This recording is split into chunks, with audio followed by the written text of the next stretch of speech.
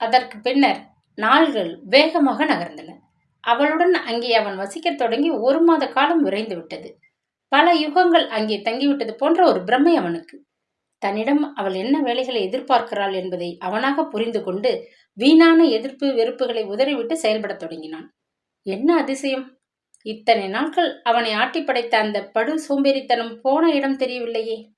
எதற்கெடுத்தாலும் எரிந்து விழும் தன்மை அடங்கி போய் எதிராளியின் பேச்சை காதில் வாங்கிக் கொள்ளும் பொறுமை தானே உருவாகி கொண்டு வருவதை உணர்ந்தான். அவளது வீட்டில் முன்னறி போன்ற பகுதியில்தான் அவன் உறங்குவது வழக்கம். அண்ணனும் மண்ணியும் ஓர் அறையை தங்களுடையதாக்கி கொண்டு விட்டிருந்தனர். மற்றொரு அறைக்குள் தாத்தாவும் பள்ளி சிறுவனான சேதுவும் உறங்குவது வழக்கம். முன்பு போல அவன் தாத்தாவிடம் ஒண்டிக் கொள்ளும் வயதை தாண்டிவிட்டதால் முன்னறையை தேர்ந்தெடுத்துக் கொண்டிருந்தான். அண்ணனை பார்க்க ஆபீஸிலிருந்து யாராவது காலை வேளையில் வருவா, எழுந்திரு, பொழுது விடியும் முன்னே பல தடவை அவனை எழுப்ப பாடுபடுவாள். என்று கோபத்துடன் முனகிவிட்டு படுக்கையில் மீண்டும் புழுவாக சுருட்டிக் கொள்வாள். அவன் நிதானமாக எழுந்து பல் துளைக்கி முகம் கழுவிட்டு காஃபி குடிக்க வருவதற்குள் சமையல் அறையில் குக்கர் சீறிக் கொண்டிருக்கும். அண்ணன் குளித்துவிட்டு தனது அன்றாட பூஜையை முடித்துக்கொண்டு ஆபீஸ் புறப்படும் முன் காலை சாப்பாட்டை முடித்துக்கொள்ள காத்திருப்பார். விடியற் காலையிலேயே புழக்கடை கிணற்றிலிருந்து தண்ணீரை இறைத்து ஸ்நானம் செய்துவிட்டு தமது வேட்டியை தாமே துவைத்து உலர்த்திவிட்டு நெற்றியில் பட்டையாக விபூதியும் கொடியில் காய்ந்த மடிவேஷ்டியுமாக தாத்தா அருகில் இருக்கும் கோவிலுக்கு போய் சுவாமி தரிசனம் முடித்துக்கொண்டு திரும்பியிருப்பார். மருமகள் கொடுத்த காஃபியை குடித்துவிட்டு மகன் படித்து மடித்து போட்டிருக்கும் காலை பத்திரிகையை விரித்து வைத்துக்கொண்டு வராந்தாவில் சாய்வு நாற்காலியில் அவனுக்காக தாத்தா காத்து கொண்டிருப்பார். அண்ணனுக்கு ஆபீஸ் போக வேண்டிய அவசரம், சேதுவுக்கு பள்ளிக்கூடம் கிளம்ப வேண்டிய நெருக்கடி. சமையல் அறை எதிரே இருந்த பகுதியில் தரை மீது தட்டுக்களை வைத்து அவசரமாக சாதம், குழம்பு, கறி எல்லாவற்றையும் வேகமாக மண்ணி பரிமாறுவாள். கொஞ்சம் மாறட்டும், இன்னும் நாழியாகலை, அவசரப்படாதேன் சொல்லிக்கொண்டே தலைக்கு மேலுள்ள மின் விசிறியை மெல்ல சுழல விடுவாள். அண்ணன் எதிரில் தரையில் உணவு பாத்திரங்களுடன் வந்து உட்கார்ந்து விடுவாள். உங்களுக்கு பிடிச்ச பொரிச்ச கூட்டு, உப்பு உறுப்பு எல்லாம் சரியா இருக்கா? என்ன வெறுமனே பிரம்ம மாடு மாதிரி தலையாட்டினா? இன்னும் கொஞ்சம் கூட்டு போட்டுக்கோங்க. டேய் சேது, சாதத்தை இறைக்காதடா. ஒவ்வொரு பருக்கையும் சம்பாதிக்க உன் அப்பா எப்படி கஷ்டப்பட்டு உழைக்கிறார் தெரியுமா? தயிர் இன்னும் கொஞ்சம் போட்டுக்கோங்க. எலுமிச்சங்காய் ஒரு காய் வைக்கட்டுமா? பரிவுடன் கணவனையும் மகனையும் உபசரிப்பாள். செருப்பு வார அருந்து போயிருந்தது நீங்க கவனிக்கல? நான் பார்த்துட்டேன். நேத்திக்கு சாயங்காலம் அதை கொடுத்து தைச்சு வாங்கி வச்சிருக்கேன். டிஃபன் சம்பளத்தை மறந்துட்டு போயிடாதீங்க. குடைய மறந்துட்டு போறேலே. மழைக்காலம் ஆரம்பமாகிட்டது. சாயந்தரம் ஆனதும் தினம் தூத்தல் போடுறதே. போன வருஷம் இப்படித்தானே ஒரு சின்ன மழையில நனைஞ்சிட்டு வந்து 10 நாளா ஜுரமா படுத்துட்டு இருந்தேலே, மறந்து போச்சா? நேத்துதான் கல்யாணமாகி புக்ககம் வந்தவள் போல மன்னி அன்பாக பேசி பொறுப்போடு நடந்து கொண்டு கணவனை அலுவலகம் அனுப்ப காட்டும் சிரத்தை பிரமாதமாக இருக்கும். அந்த வகையில் மன்னிக்கு ஈடு இணை மன்னி மைதிலியே தான். அதற்கு பின்னர் மன்னி பல முறை அவனை கத்தி கூப்பிட்ட பின்னர் தான் படித்து கொண்டிருக்கும் நாவலை கீழே வீசி போட்டுவிட்டு வெறுப்புடன் சோம்பல் முறித்து கொண்டு அவன் குளிக்க எழுவான். ஒரு டம்ளர் காஃபியுடன் ஒட்டிய வயிற்றோடு பசியை தாங்கிக் கொண்டு பேரனுக்காக தாத்தா வராந்தாவிலேயே உட்கார்ந்திருப்பார். குளியல் அறையில் அவன் ஒரு ஜலக்கிரடையே செய்து முடிப்பது வழக்கம். டேங்க்ல தண்ணி ரொம்ப ஏற மாட்டேங்கிறது, எல்லாத்தையும் முடிச்சிடாதே, மன்னி கத்திக்கொண்டே இருப்பாள். ஷவரை திருப்பி விட்டு கொண்டு பூவாக நீர் தலை மீது கொட்ட கற்பனை உலகிலே அவன் ஆழ்ந்து போய் விடுவான். சாப்பிட உட்காரும்போது மணி பகல் 12 ஆகிவிடும். ஆரி அவளா போச்சு. குழம்பு கொஞ்சம் சூடு பண்ணி கொண்டு வரேன் என்று மன்னி சொல்வதை தாத்தா மறுப்பார். பரவாயில்லை, பரிமாறம்மா. சாப்பிடங்கிறதுக்கு நாம் வாழணுங்கிறதுக்கு ஏதோ சாப்பிட வேண்டியிருக்கு. வறட்சியாக சிரித்தபடி காய்ந்து போய் இலையில் விழும் சாதக்கட்டியை விரல்களால் உடைத்து குழம்போடு கலந்து கொண்டு சாப்பிடத் தொடங்குவார். குற்ற உணர்வுடன் அவனும் மௌனமாக குழம்பு சாதத்தை வாயில் அடைத்துக் கொள்வான். தாத்தா சாப்பாட்டிற்கு பிறகு ஒரு குட்டி தூக்கம் போட தமது அறைக்குள் போய் கட்டிலின் மீது முடங்கி கொண்டு விடுவார். மன்னி சாப்பிட உட்காருவதற்குள் பகல் மணி 1 ஆகிவிடும். காலையிலிருந்து வெறும் காஃபியுடன் ஓயாது நிற்காது உழைத்து கொண்டிருக்கும் அவளுக்கும் கோபம் வரத்தான் செய்யும். சில சமயம் அவள் பேச்சில் அது பளிச்சென்று தெரியும். தாத்தாவுக்கு பசி தாங்காதுன்னு தெரியுமோ இல்லையோ, சீக்கிரம் குளிச்சுட்டு வந்தா என்ன? பாவம், அவ சாப்பிட்றது ஒரு பிடி சாதம். அதை கூட வேலைக்கு அவரை சாப்பிட விட மாட்டேங்கிற. இப்படி எல்லோரும் ஒருத்தரா வந்து உட்கார்ந்தா மற்ற வீட்டு வேலையை யார் பாப்பா?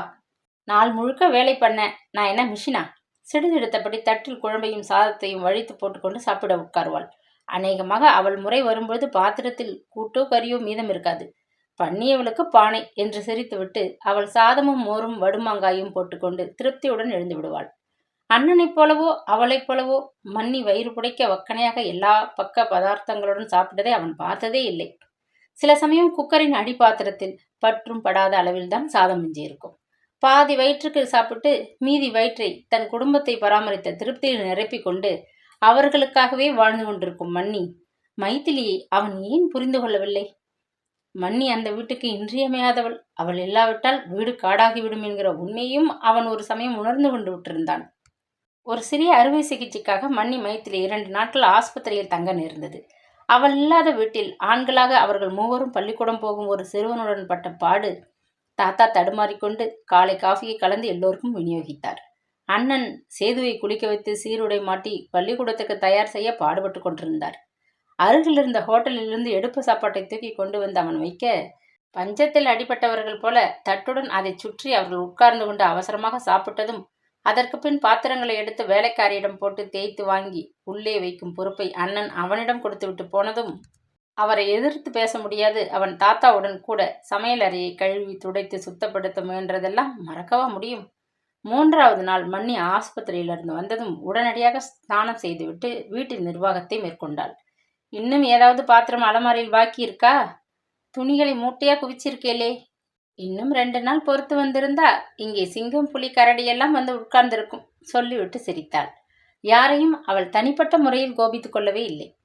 வெகு தொலைவில் இருந்த வண்ணம் நடந்ததையெல்லாம் மனதில் அசை போட்டு கொண்டு பார்க்கும்போது, மன்னி மைதிலி ரொம்ப அன்பான மன்னிதான். தாயார் போல் அவனை கவனித்துக் கொண்டவள்தான். அவள் காட்டிய பரிவிற்கு பிரதியாக அவன் செய்தது எத்தனை பெரிய துரோகம்! அவளது சிவப்புக்கள் நெக்லஸை திருடி கொண்டு வந்து அடி விலைக்கு விற்று பணத்தை நாசப்படுத்தி விட்டானே. அந்த நெக்லஸை செய்து கொள்ள மன்னி எத்தனை பாடுபட்டாள்! பல வருஷம் குருவி சேர்த்தது போல அவள் தன் கணக்கில் சேமித்து வைத்திருந்த பணத்தை எடுத்து அண்ணனுடைய நிர்பந்தத்திற்காக அதை செய்து கொண்டாள்.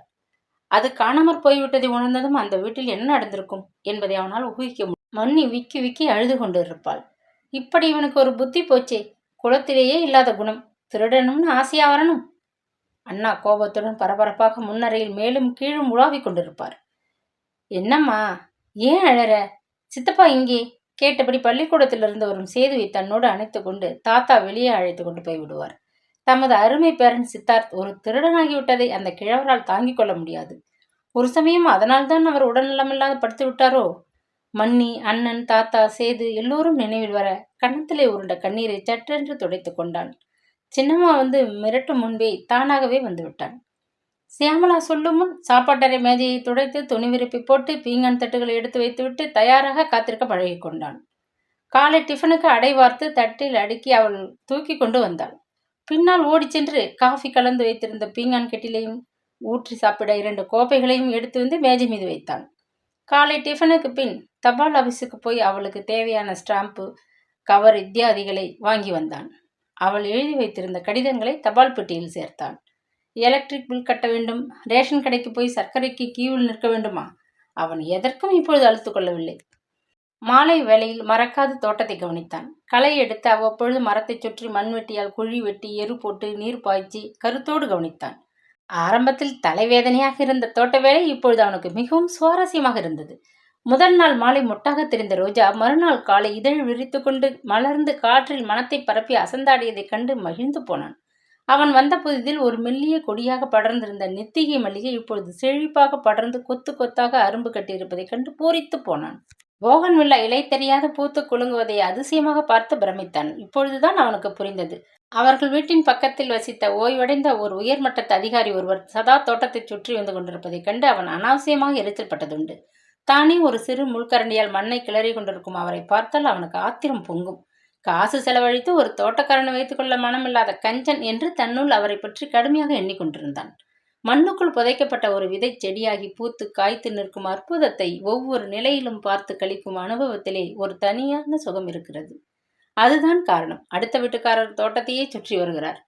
பின்பக்கம் இருந்த கிச்சன் கார்டனில் அவன் சில நாட்களுக்கு முன் முளை நட்டு வைத்திருந்த பீன்ஸின் முளை தரை பிளந்து கொண்டு வெளியே தன் முதுகை காட்டுவதை வியப்புடன் குனிந்து பார்த்து கொண்டு நின்றான். பின்னால் சரசரவென்றதொரு சப்தம் கவனத்தை ஈர்க்கவே சற்றென்று திரும்பியவனுக்கு இன்னும் அதிசய காட்சி.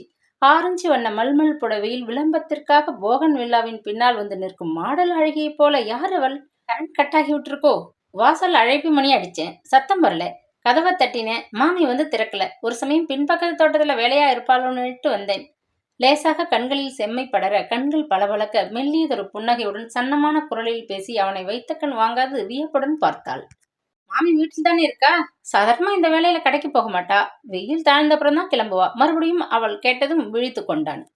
பெரியம்மா உள்ளதான் இருக்காங்க, கூப்பிடுறேன். நீங்க?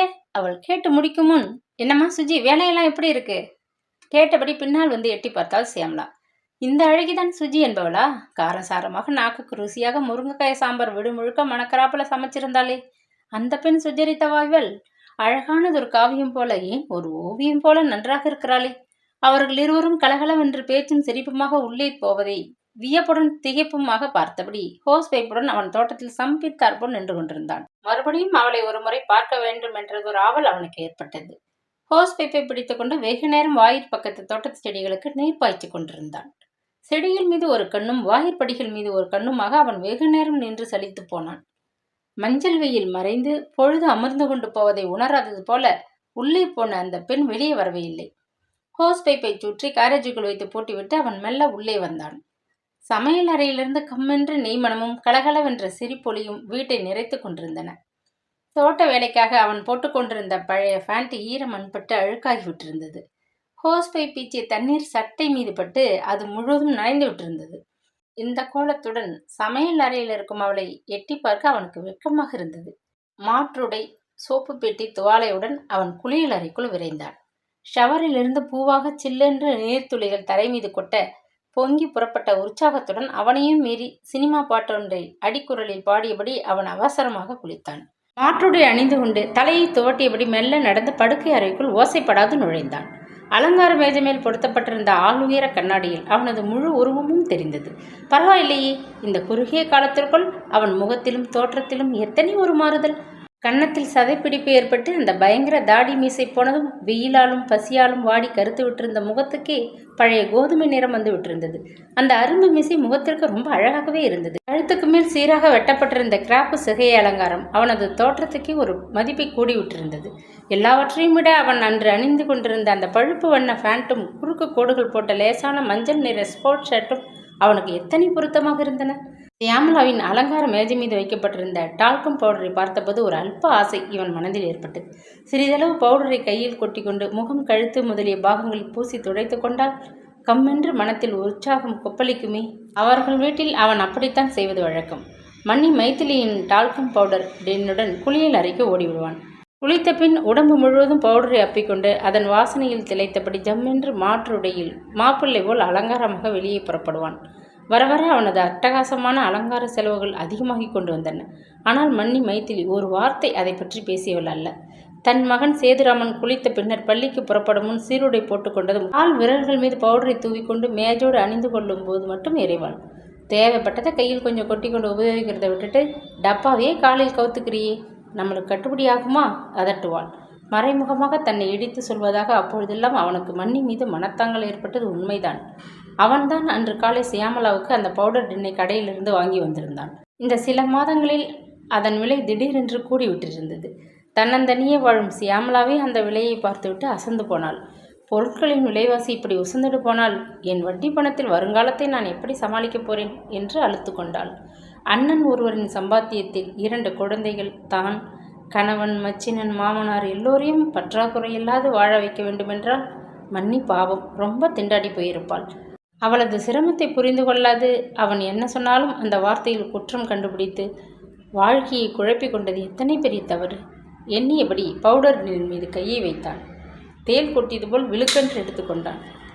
சே, சியாமலாமல் தன் உபயோகத்திற்கு தன் பணத்தை போட்டு வாங்கி வைத்திருப்பதை கேட்காமல் எடுத்து உபயோகிப்பது எத்தனை கேவலம்! அப்படியெல்லாம் ஒரு அலங்காரம் தேவைதானா? வார முடிவின் போது அவன் செலவுக்கு அவள் தரப்போகும் பணத்தில் தனக்கென்று ஒரு டின் வாங்கி வைத்து கொண்டால் இனி நான் எதையும் பாடுபட்டு உழைத்துத்தான் தேடிக்கொள்ளப் போகிறேன்.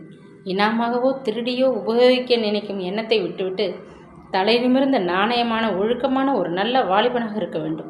சமையல் அறையில் கேட்ட சிரிப்பொலி அவனது நெஞ்சில் ஒரு பரவச உணர்வை உண்டாக்கவே சட்டென்று தன் உருவத்தை மீண்டும் ஒரு முறை கண்ணாடியில் பார்த்துவிட்டு வெளியே வந்தான்.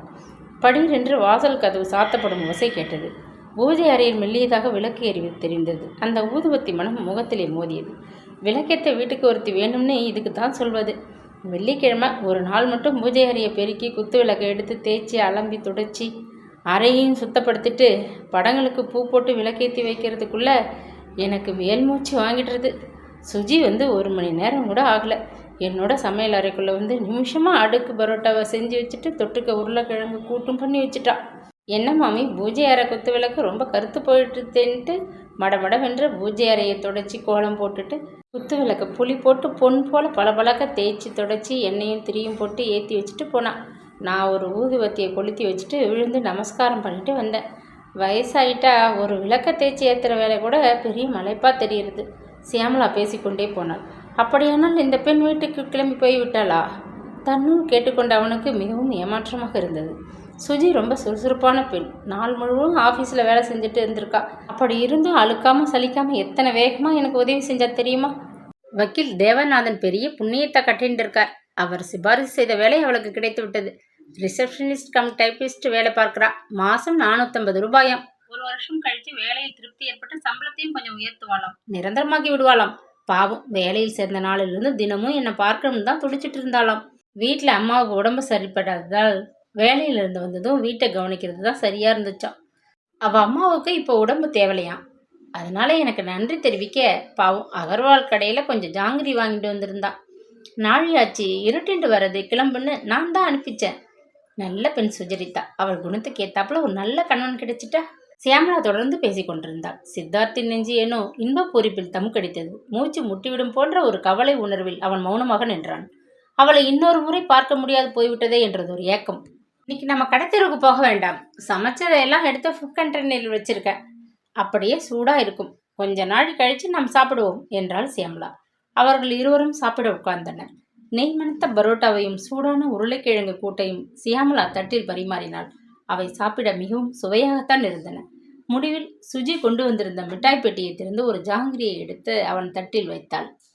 வாய்க்குள் தேனாக கரைந்த ஜாங்கிரியை விழுங்கிக் கொண்டே அவன் ஆரஞ்சு வண்ண சேலையில் கொடிபோல் வந்து நின்ற அவளது எழில் உருவத்தை மறுபடியும் நினைத்து பார்த்தான். வாய் இனித்தது போல மனத்தின் உணர்வுகளும் இனித்தன. சே, வேலை வெட்டி ஒன்றும் இல்லாத உனக்கு காதல் ஒரு கேடா? மனசாட்சி பலமாக இடித்தது. எங்கேயாவது ஏதாவது ஒரு வேலையை அவன் தேடிக்கொள்ள முடிந்தால் விரைவில் வேலை கிடைத்து விட்டால் அன்று வெகு நேரம் உறக்கமின்றி சிந்தித்து கொண்டிருந்தான். மறுநாள் காலை வராந்தாவில் கிடந்த பிரம்பு மோடாவில் அமர்ந்தபடி அவன் காலை பத்திரிகைக்குள் மூழ்கிவிட்டிருந்தான். அவனுக்கு இப்போது அவசரமாக தேவைப்பட்டது ஒரு வேலை.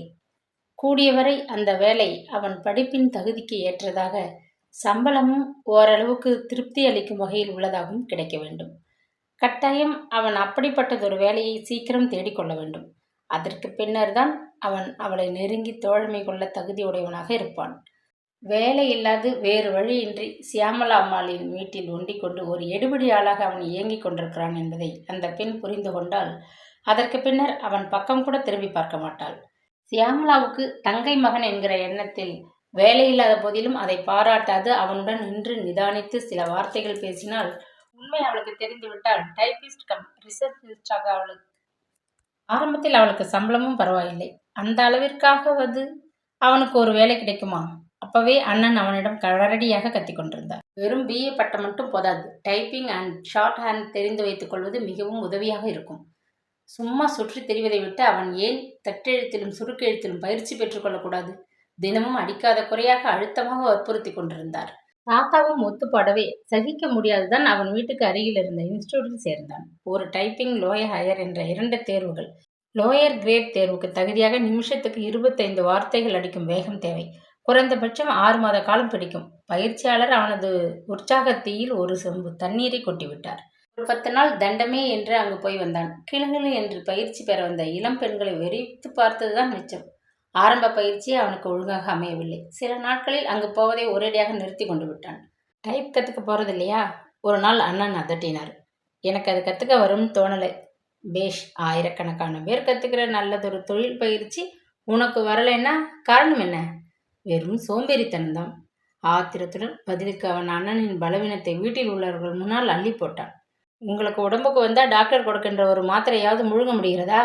மண்ணி அதுகளை அம்மியில் வச்சு பொடி பண்ணி பாலில் கரைச்சி குடிக்க கொடுக்கணும். அப்படி ஒரு ரகலை பண்ணுறேன். ஏன்? அண்ணனுக்கு மாத்திரைகள் மருந்துகள் என்றால் பெருத்த அலர்ஜி. அவை தொண்டைக்குள் சிக்கி கொண்டு விடும் போல ஒரு பயத்தில் அவரால் விழுங்கவே முடியாது. சின்ன வயதிலிருந்து அப்படி ஒரு பலவீனம். அதை குழந்தை சேதுராமனுக்கு கூட தெரியும்படி தம்பி உரத்த குரலில் போட்டு உடைத்த போது தாடை இருக கோபத்துடன் அவனை முறைத்தார். நீ ஏக்கேடா கெட்டுப்போ, எனக்கு என்ன இனி கவலை என்றது அவரது விரக்தியான பார்வை. அன்றிலிருந்து அந்த டைப்பிங் இன்ஸ்டிடியூட்டுக்கு தலைமுழுக்கு போட்டு விட்டிருந்தான்.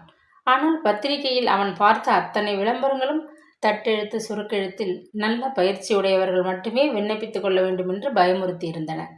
கணக்கர் வேலைக்கு அவனது கணக்கு அறிவு போதாதா? என்ன அக்கிரமம்! பலவும் எண்ணியபடி பக்கங்களை புரட்டி கொண்டிருந்தான். பூனை போல சப்தமிடாது கிரேப் சோல் போர்ட்ஸில் மெல்ல நடந்து வந்து அருகில் நின்றார் சண்முகம். என்னப்பா பாபு, ஆள் வந்தது கூட கவனிக்காம அப்படி மும்முரமா என்ன படிச்சுட்டு இருக்க? விளையாட்டாக ஓங்கி அவன் முதுகில் தட்டினார். அப்பாடா என்று கத்த வேண்டும் போன்ற ஒரு வழி முதுகிலிருந்து காதுகள் வரை பரவிக்கொண்டு உச்சி முடியை குலுக்குவதை உணர்ந்து துள்ளி கொண்டு எழுந்தான். பத்திரிகையை படக்கென்று மடித்து அருகில் கிடந்த முக்காலி மீது போட்டான். மோட்டார் சைக்கிளின் சத்தமும் கேட்கல. அதனால் குழறினான். அவரை பார்த்தபோதெல்லாம் அவனுக்கு ஒரு விதமான அச்சம் ஏற்படத்தான் செய்தது. வாட்டசாட்டமான அவரது தோற்றமும் தூண்டி துருவும் கண்களும் பார்த்து குற்ற உணர்வில் குடல் புரண்டது. திரு சண்முகம் அவனை சியாமலாவின் உறவினன் என்று பூர்ணமாக நம்பவில்லை. அடிக்கொரு தடவை அவரது கண்களில் சந்தேகத்தின் சாயல் தெரிகிறது. ஒரு நாள் இல்லாவிட்டால் ஒரு நாள் உண்மையை கண்டுபிடித்து விட்டதும் அந்த பொல்லாத மனிதன் அவனை சும்மா விடப் போவதில்லை. வாளை பிடித்து எலிக்குட்டி கொத்தி தூக்கி விளையாடு காக்காய் போல அவனது முடியை பிடித்து முரட்டுத்தனமாக குலுக்கி ஓங்கி கன்னத்தில் 4 விட்டு உண்மையை கக்க வைத்து மண்ணின் நகையை திருடி விற்ற குற்றத்திற்கும் கத்தியை காட்டி சியாமலாவை பயமுறுத்தி பாவத்திற்கும் சேர்த்து ஒட்டுமொத்தமாக மண்டகாப்படி செய்ய போகிறார். வந்து நான் அச்சத்துடன் உளறிய சித்தார்த் சட்டென்று உட்புறம் திரும்பி பெரியம்மா என்று குரல் கொடுத்தான். சண்முகத்தை அவளிடம் ஒப்படைத்துவிட்டு பின்பக்க தோற்றத்திற்குள் மாயமாகிவிட வேண்டும் என்ற தவிப்பு அவனுக்கு. இன்னைக்கு மோட்டார் சைக்கிளை மகன் எடுத்துக்கிட்டு போயிட்டான். பஸ்ஸில் வந்தேன். பஸ் கிடைக்காட்டா நடந்து கூட வருவேன். போன வருஷம் வரை நான் நிதமும் ஜாகிங் பண்ணுற வழக்கம். இந்த டாக்டர் தான் வெறும் நடை போதும், இந்த ஓட்டமெல்லாம் தேவையில்லைன்னு தடுத்து விட்டார். சாப்பாடு, தேக பயிற்சி, பழக்க வழக்கம் எல்லாத்திலும் கட்டுப்பாடாக இருந்தா என்றும் மார்க்கண்டேயனாக இருக்கலாம். ஆமாம், வேலைக்குத்தானே விளம்பரங்களை படிச்சுக்கிட்டு இருந்த? தமது மீசையை ஆசையுடன் தடவிபடி அங்கே கிடந்த ஒரு பிரம்பு நாற்காலியில் உட்கார்ந்தார். பாவி மனுஷனுக்கு எக்ஸ்ரே கண்களா இருக்கு. ஓடியது அவன் நினைப்பு. நல்ல வேலை, அதற்குள் சியாமலா வெளியே வந்து விட்டாள். வாங்கோ, உள்ளே வந்து எங்களோட கொஞ்சம் காஃபி சாப்பிடுங்கோ உபசரித்தாள். சிரித்தான். இன்னைக்கு டிஃபன் வாயில் மண்தான். எதிரே இவரை வச்சு கொண்டு தோசையை விண்டு வாயில் போட்டுக்கொண்டால் தொண்டைக்குள் அப்படியே அடைச்சிக்குமே, கவலைப்பட்டான் சித்தார்த். சாப்பிட்டு விட்டுத்தான் திரும்பினேன். ரொம்ப நேரம் பேசி கொண்டிருக்க இன்னைக்கு நேரம் இல்லை. உடனடியாக ஒரு சிநேகிதை சந்திக்கணும். எதுக்கு வந்தேன்னா என்றபடி எழுந்திருந்து சண்முகம் தனது ஃபேண்ட் பைக்குள் கையை விட்டு துழாவி ஒரு கடித உரையை எடுத்தார். இந்த முகவரியில் காணப்படும் அலுவலக மேனேஜரை உடனடியாக இன்னைக்கு காலையில் 10 மணிக்கு மேலே போய் பாபுவை பார்க்க சொல்லுங்க. அவர் எனக்கு ரொம்ப வேண்டப்பட்டவர். கட்டாயம் பாபுவுக்கு ஒரு வேலை கொடுப்பார். சியாமலா முகம் மலர்ந்து போனார். ரொம்ப தேங்க்ஸ் மிஸ்டர் சண்முகம். நீங்கள் கட்டாயம் இவனுக்கு உதவின்னு எனக்கு தெரியும். அதனால் தவறாமல் இன்னைக்கே இவன் அனுப்பி வைக்கிறேன் சொல்லி கொண்டு கடித உரையை பெற்றுக்கொண்டாள். அப்போ நான் வரேன். காஃபி டிஃபனுக்கு பிறகு தாமதம் பண்ணாமல் அனுப்பி வைங்க. பிறகு நான் டெலிஃபோன் செய்து விசாரிச்சுக்கிறேன். விடைபெற்று கொண்டு நடந்தார். காஃபி டிஃபன் சாப்பிட்டதும் சியாமலா அந்த கடித உரையுடன் 10 ரூபாய் தாளையும் அவனிடம் தந்து வெளியே அனுப்பினாள். பஸ் பிடித்து பூந்தமல்லி நெடுஞ்சாலையின் ஒரு நிறுத்தத்தில் இறங்கினான். அருகில் இருந்த ரிக்ஷா நிலையத்தில் விசாரித்து கொண்டு அந்த அலுவலகத்தை தேடி மேலும் கீழும் அலைந்து முடிவில் கண்டுபிடித்தான். ஒரு பெரிய தோட்டத்திற்குள் அடங்கி கிடந்தது ஒரு பழைய காலத்து பங்களா. அது இப்பொழுது அது ஒரு பிரபல புத்தக விற்பனை நிலையமாக மாறிவிட்டிருந்தது. மேனேஜர் அவனை அதிக நேரம் வெளியே பெஞ்சியின் மீது காக்க வைக்கவில்லை. சீக்கிரத்திலேயே உள்ளே வர கூப்பிட்டு அனுப்பினார். சண்முகம் என் நெருங்கிய நண்பன். அவனுக்காக நான் உனக்கு ஏதாவது ஒரு வேலை போட்டுத்தர சம்மதிக்கிறேன். இப்போ சந்தியா டிஸ்பாச்சிங் செக்ஷனில் ஒரு ஆள் தேவைப்படுகிறது. நாளைக்கே நீ வந்து சேர்ந்துடலாம். சம்பளம் 200 ரூபாய்க்கு மேல் தர சாத்தியப்படாது. மேலும் கீழும் அவனை ஆராய்ந்தபடி தலையாட்டினார். டிஸ்பாச்சிங் செக்ஷனில் வேலை என்றால் அவன் மெல்லிய குரலில் கேட்டபடி மேஜையின் ஓரத்தை பிடித்தபடி நின்றான். கம்பெனிக்கு வருகிற கடிதங்களை பிரித்து அந்தந்த பகுதிக்கு அனுப்பி வைக்கணும்.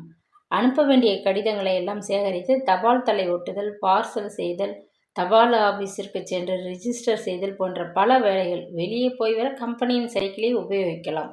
அப்படியே உங்கள் அனைவருக்கும் உணவு வேலையின் பொழுது பிளாஸ்கில் காஃபி வாங்கி வர வேண்டும்.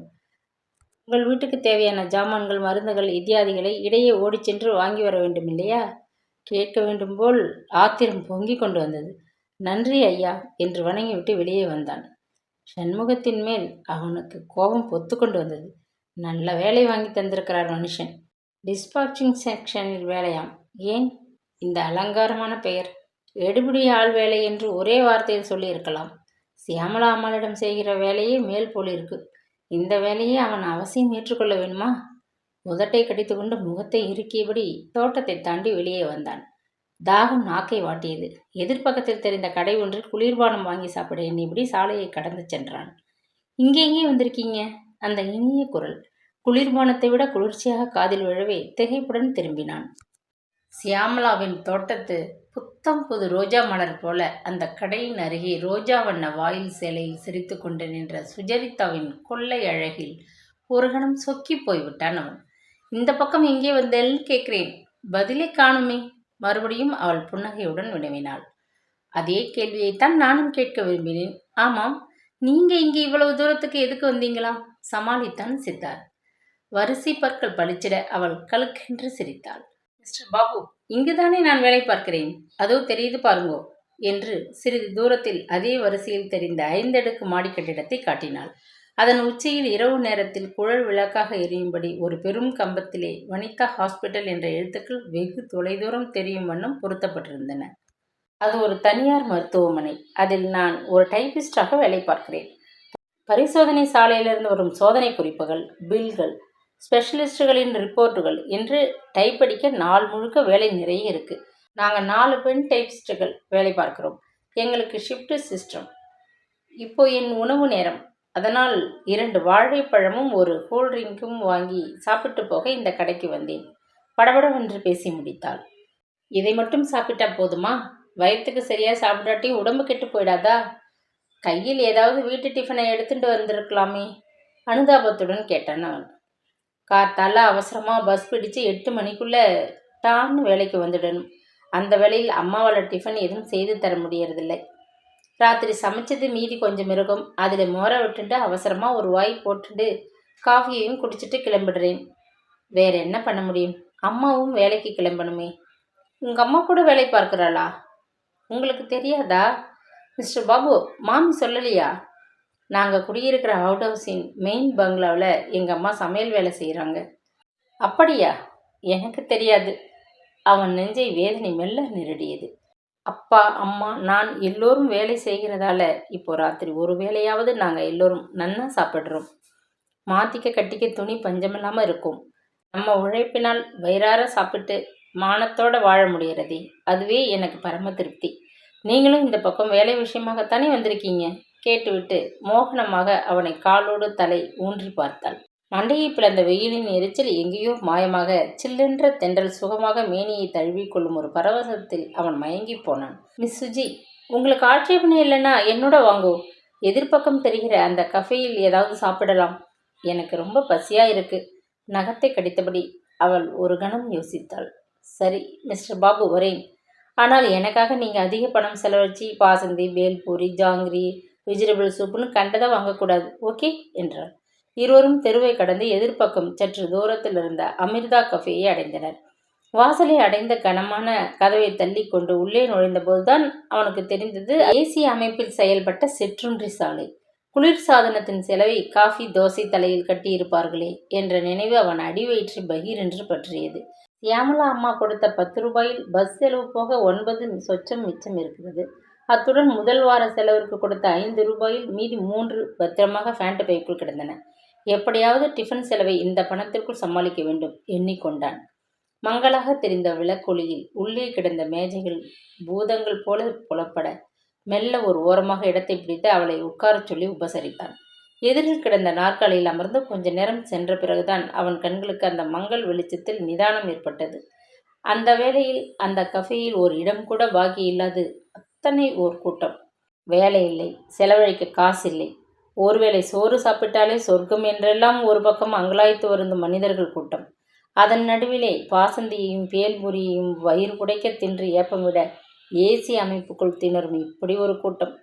தண்டோரி ரொட்டி, ஜாங்கிரி, வெஜிடபிள் கட்லெட், பாதாம் கீர் எல்லாம் 4 கொண்டு வாப்பா என்று பக்கத்தில் உட்கார்ந்திருந்த லக்னோ குர்தா கஃபே பையனிடமே உத்தரவிடுவதை கேட்டு அவனுக்கு பொறாமையாகத்தான் இருந்தது. பிளாஸ்டிக் உரைக்குள் குத்திட்ட வாக்கில் நின்ற மெனு ஷார்ட்டை எடுத்து கண்களை இடுக்கி கொண்டு படித்தான். வெஜிடபிள் கட்லெட் 2 ரூபாய் 50 பைசா, இட்லி சாம்பார் பிளேட் 2 ரூபாய், காஃபி 1 கப் 1 ரூபாய் 75 பைசா. அம்மாடியோ, தலை சுற்றியது விலை. 2 பிளேட் இட்லி சாம்பார், 2 காஃபி என்று கூறிவிட்டு நிதானமாக மூச்சு விட்டான். அவனிடமிருந்த பணத்தில் அந்த டிஃபன் வரைதான் கட்டுப்படி ஆகும். உள்ளங்கை அளவில் 2 இட்லிகளும் சிறு கிண்ணங்களில் சாம்பாரும் சட்னியும் சாப்பிட ஒரு ஸ்பூனும் எடுத்து வந்து வைத்தான் பையன். இதற்கு இத்தனை ரூபாயா? கடைவாய்க்கு கூட காணாது போலிருக்கு. மன்னி மைத்திலி சாப்பாடு விஷயத்தில் அவனுக்கு வஞ்சனை செய்ததே இல்லை. தோட்டத்திலே பறித்து வந்த வாழை இலையை துண்டமிட்டு நீர் தெளித்து துடைத்து போட்டு அதன் மீது சுட சுட 6 இட்லிகளை வைத்து நெய் வார்த்து வீடு முழுவதும் மணக்கும் வெங்காய சாம்பாரை போதும் என்கிறவரை அவற்றின் மீது அபிஷேகம் பண்ணி நாள் முழுவதும் நாக்கை சுழற்றும் காஃபியை நுரப்பொங்க நிறைத்து கொண்டு வந்து கொடுப்பாள். ஞாயிற்றுக்கிழமைகளில் காலை வேளையில் அவர்கள் வீட்டில் காஃபி, டிஃபன், பகல் சம்பிரதாயமான சாப்பாடு. காலை டிஃபனே ஜீரணமாகாது. ஊரை சுற்றிவிட்டு அவன் திரும்புவதற்குள் மைத்திலி மணி பகல் சாப்பாட்டுக்கு இலை போட தொடங்கி விடுவாள். அண்ணனுக்கு பிடிச்ச பொரிச்ச கூட்டு, தாத்தாவிற்கு பிரியமான மைசூர் ரசம், அவனுக்கு பிடித்தமான உருளைக்கிழங்கு மசாலா கறி, எல்லோருக்கும் பிடித்த முருங்கைக்காய் சாம்பார் என்று ஜமாய்த்து விட்டிருப்பாள். சில ஞாயிற்றுக்கிழமைகளில் அண்ணன் சம்பளம் வாங்கிய முதல் வாரமாக இருந்துவிட்டால் பகல் 3 மணிக்கு ரவா சுஜி, வடை என்று ஏதாவது ஸ்பெஷல் ஐட்டங்கள் வேறு தயார் செய்து விடுவாள். இன்னொரு தயிர் வடை போட்டுக்கோ, இந்த வயசில் சாப்பிடாம தாத்தாவோட வயசுலையா சாப்பிட முடியும்? உனக்கு தெரியுமா சித்தார்த், பெண் பிறக்கிறதுக்குள்ளே பூட்டிக்கோ, நாட்டு பெண் வர்றதுக்குள்ளே சாப்பிட்டுக்கோன்னு எங்கள் பக்கத்தில் ஒரு பழமொழி சொல்வா. அதனால் நான் சேதுவுக்கு கல்யாணம் ஆகிறதுக்குள்ளே, ஏன் உனக்கு கல்யாணமாகி நம்ம வீட்டுக்கு ஒரு நாட்டு பெண் வர்றதுக்குள்ளே என் வயிற்றுக்கு வஞ்சனை பண்ணாமல் சாப்பிட்றேன் சிரிப்பாள். சாதாரணமாக மன்னி மைத்திலிக்கு பொறுமை மிகவும் அதிகம். அவளால் தாங்க முடியாத போதுதான் கோபத்திலே வெடிப்பாள். தாயில்லா பிள்ளை என்று அவனிடம் அவள் எத்தனையோ அன்பாகத்தான் இருக்க முயன்றாள். வேலை கிடைக்கவில்லை என்ற கோபத்தை அவள் மீது விதவிதமாக காட்டி ரகளை செய்தது ரொம்ப தவறுதான். ஆமாம், அவன் அவர்களை எல்லாம் அடிக்கடி நினைத்து கொள்வது போல அவர்கள் அவனை பற்றி நினைத்து வருந்துகிறார்களா? சியாமலா அம்மாவும் அவனிடம் நன்றாக வேலை வாங்கினாலும் சாப்பாட்டுக்கு குறைச்சல் வைக்கவில்லை. காலை டிஃபன், காஃபி, பகல் வயிறார சாப்பாடு, சாயங்காலம் தேநீர், பிஸ்கெட், இரவு சப்பாத்தி, சப்ஜி என்று விதவிதமாக வயிறு நிறையும் அளவு போட்டாள். இடையே தாகத்திற்கு ஐஸ்மோர், குளிர்பானம், ஓவல் என்று ஏதாவது குடிக்க கொடுத்தாள். சாப்பாடு நிறைந்த பற்றாக்குறையே தெரியாத ஆப்பிரிக்காவிலிருந்து வந்தவள். விருந்தோம்பலில் சளைக்கவில்லை, அழுத்து கொள்ளவில்லை. கத்தியை காட்டி மிரட்டியவன் என்று அவனை பற்றி அச்சப்படவும் இல்லை.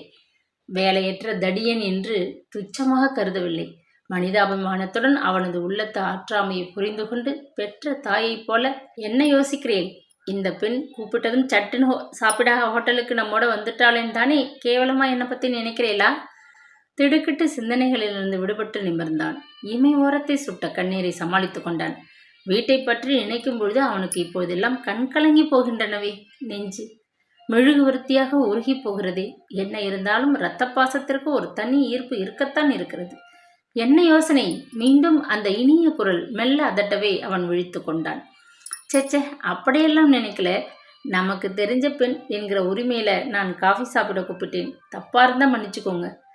இதுவரை நான் இப்படி ஒரு காரியம் செய்ததே இல்லை. நீங்கள் சியாமலா மாமிக்கு ஒரு வகையில் பிள்ளைக்கு ஒப்பான உறவினர். மாமி மேலே எனக்கு ரொம்ப மதிப்பு உண்டு. அதே மதிப்பையும் மரியாதையும் அவர் மகன் போன்ற உங்களுக்கும் காட்ட விரும்பினேன். அதனால் நீங்கள் கூப்பிட்டதும் உடனே உங்களுடன் வந்துவிட்டேன். ஒன்று தெரியுமா, முந்தானியத்திலிருந்து ஒரு ரவுடி பையன் என்னை பின்தொடர்ந்து கொண்டிருக்கிறான். கடையில் கூல்ட்ரிங்க் வாங்கி குடிச்சிட்டு நின்னேன். என்னை பார்த்து கண்ணடிச்சான். சின்ன பொண்ணு எங்கேருந்து வர்றாப்புல அப்படின்னு கிட்டக்க வந்து அடிக்குரலில் கேட்டான். முறைச்சி பார்த்துட்டு நான் வேலைக்கு திரும்ப போயிட்டேன். இன்னைக்கு கொஞ்ச தூரத்தில் அவன் வருவதை பார்த்தேன்.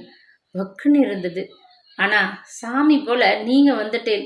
அப்பாடான்னு மனசுக்கு ரொம்ப தெம்பாயிட்டது. இனி என்ன பயம்னு சந்தோஷப்பட்டேன். அப்படியா என்று சொல்லிக்கொண்டு தட்டை அவள் அருகே நகர்த்தி வைத்தான்.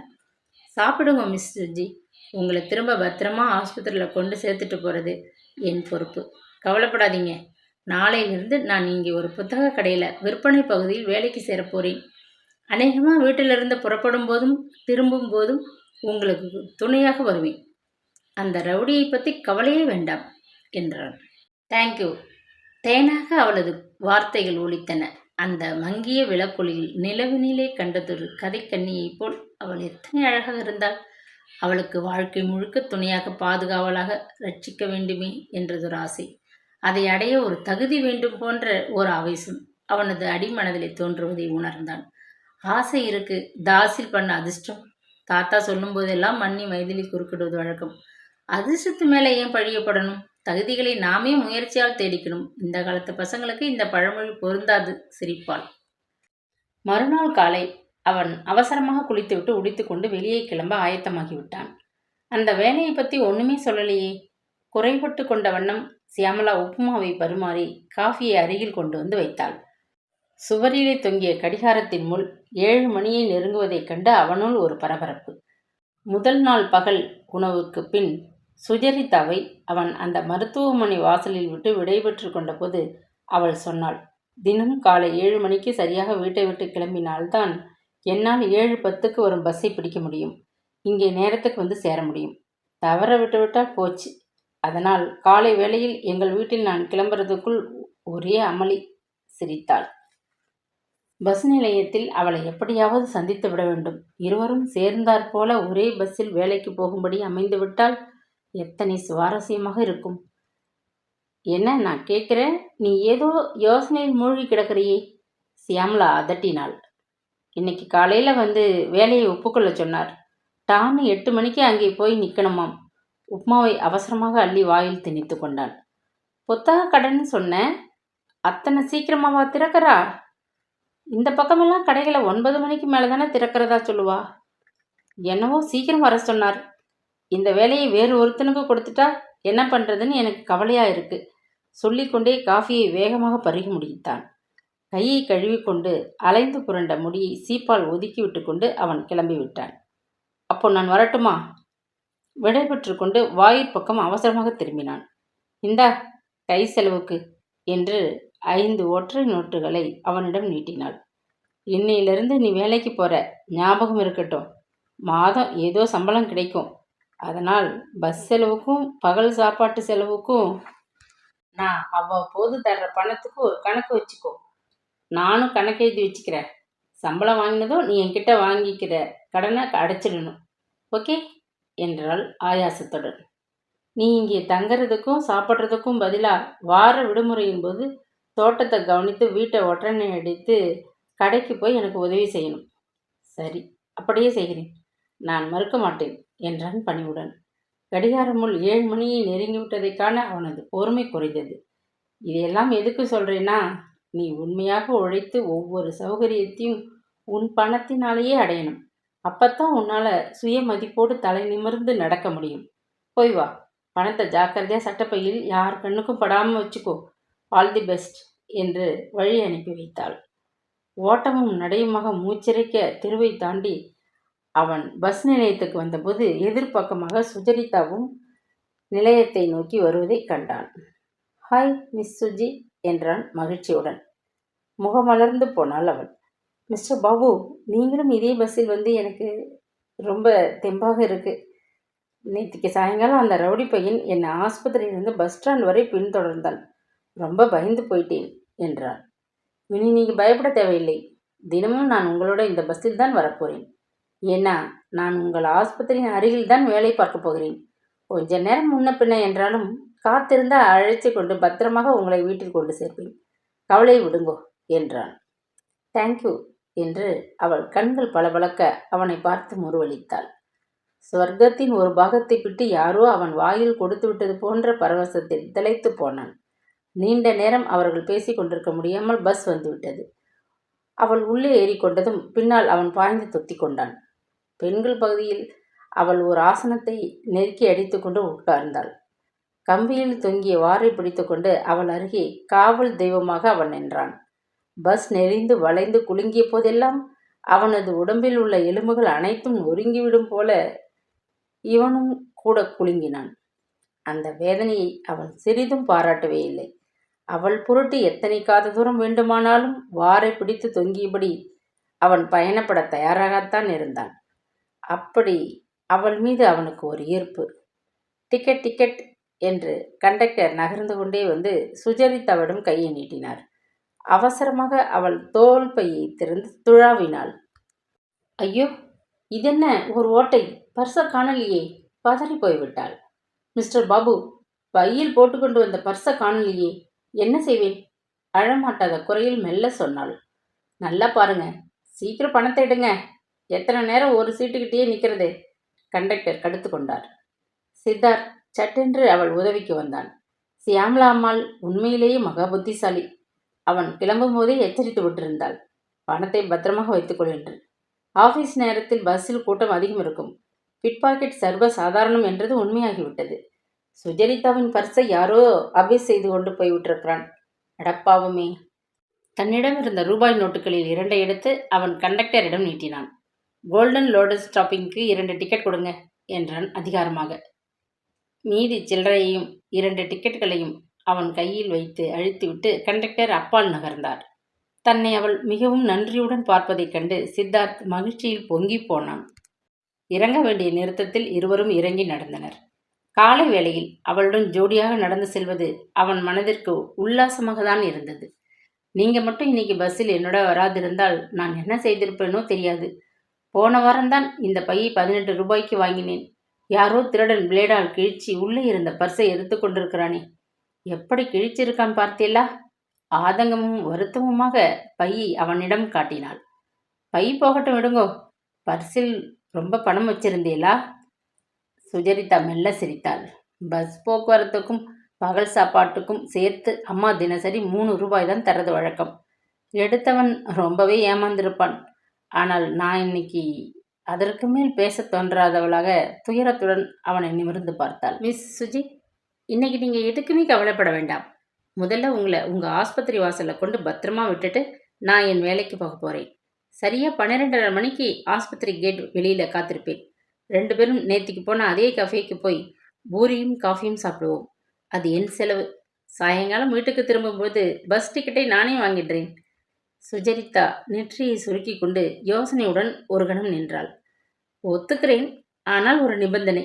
நான் இந்த மாதம் சம்பளம் வாங்கினதும் இன்னைக்கு சாப்பிடும் டிஃபன், பஸ் டிக்கெட் இதுகளுக்கு ஏற்பட்ட செலவை கணக்கு போட்டு தந்துடுவேன். நீங்கள் வாங்கிக்கணும். சரி, வாங்கிக்கிறேன். ஆனால் ஒரு நிபந்தனை. நீங்கள் தினமும் நான் வர்ற பஸ்ஸில் வந்து நான் சாப்பிட்ற கஃபேயில் சாப்பிட்டு என்னோட மாலையில் அதே பஸ்ஸில் வீடு திரும்பணும். ஏன்னா உங்களுக்கு யாரோ ஒரு துணையாக கூட இருக்கான்னு அந்த ரவுடி பயலுக்கு தெரிஞ்சா உங்களை பின்தொடர்ந்து வம்பு செய்ய மாட்டான். சரிதானே? ஓகே மிஸ்டர் பாபு, ஒத்துக்கிறேன். மகிழ்ச்சியுடன் அவன் அவளிடமிருந்து விடைபெற்று கொண்டு அந்த நர்சிங் ஹோமிற்குள் நுழைந்து மறைந்து போனாள்.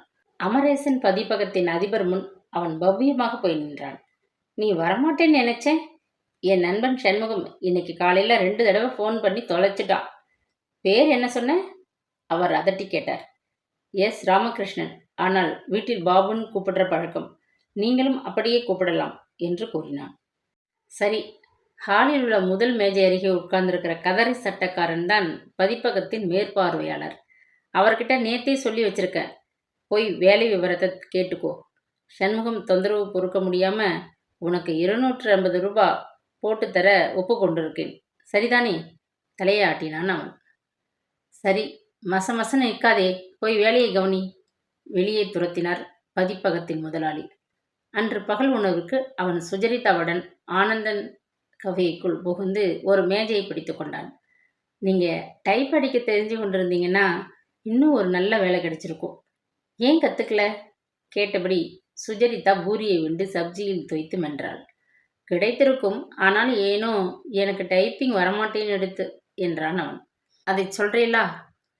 தி quick sly fox jump to over the lazy brown dogs என்று அடிக்க சொன்னாங்க.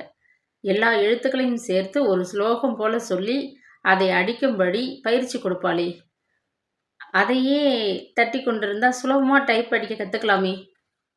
இந்த குள்ளநரியே அந்த பழுப்பு வர்ண சோம்பேறி நாய்கள் மேலே தாண்டி குதிக்கணும்.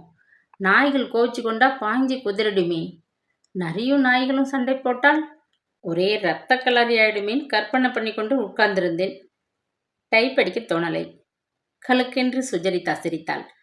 அந்த மங்கிய விளக்கொளியில் முத்து போன்ற வரிசை பற்கள் தெரிய, லேசாக கண்ணங்குழிய கண்கள் ஒளியிட அவள் சிரிப்பதை பார்த்து கொண்டே இருக்க, ஏதாவது கதைகள் தெரிந்து கொண்டு யுகத்தின் முடிவு வரை அங்கேயே உட்கார்ந்திருக்க வேண்டும் போன்ற ஒரு தீவிர ஆவல் அவனுள் பொங்கி புரண்டது.